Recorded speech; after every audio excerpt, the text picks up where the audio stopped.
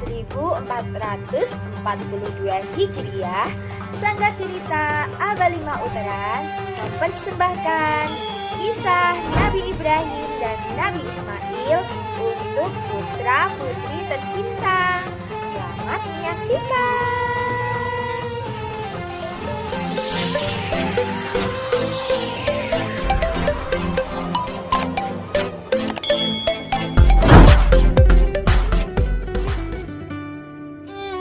Anak-anak tersayang, tahu tidak kenapa setiap tanggal 10 Dzulhijjah kita selalu memperingati Hari Raya Idul Adha? Kenapa ya? Nah, mau tahu? Yuk kita simak cerita tentang Nabi Ibrahim dan Nabi Ismail di cerita selanjutnya. Selamat menyaksikan.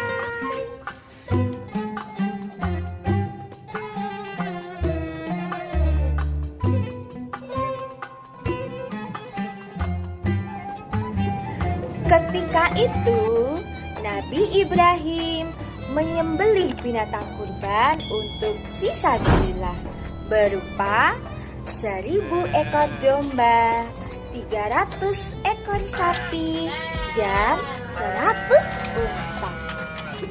Banyak orang yang mengaguminya.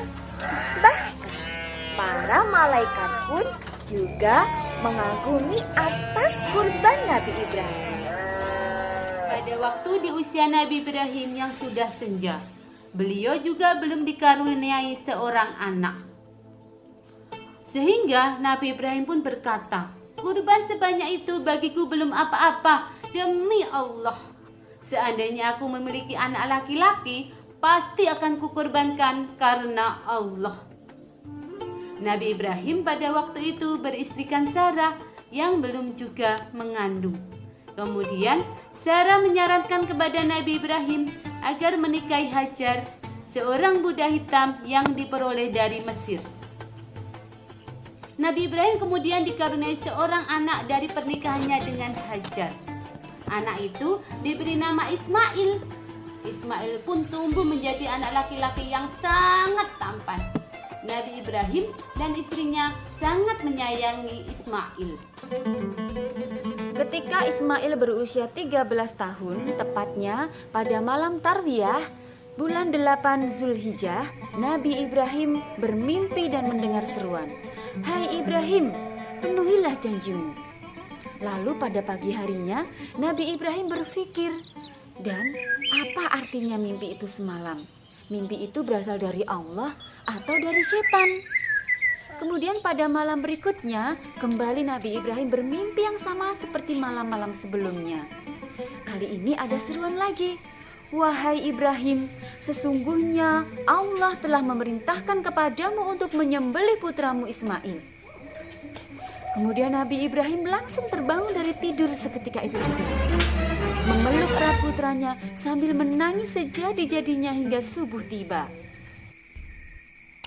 Pada pagi harinya, Nabi Ibrahim menceritakan mimpinya itu kepada istrinya.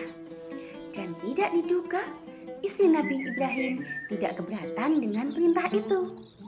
Karena itu adalah perintah Allah yang harus dilaksanakan.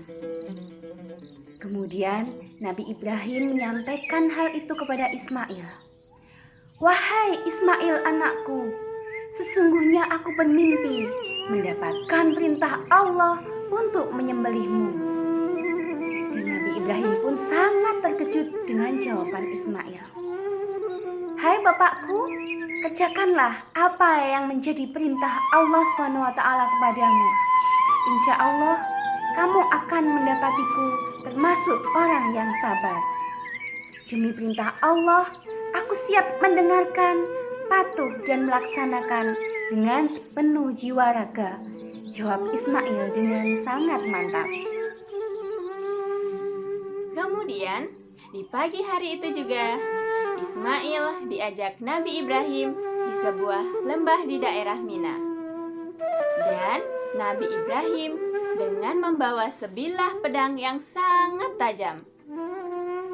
Ketika sudah sampai, Nabi Ibrahim pun mempersiapkan diri untuk menyembelih putranya Ismail.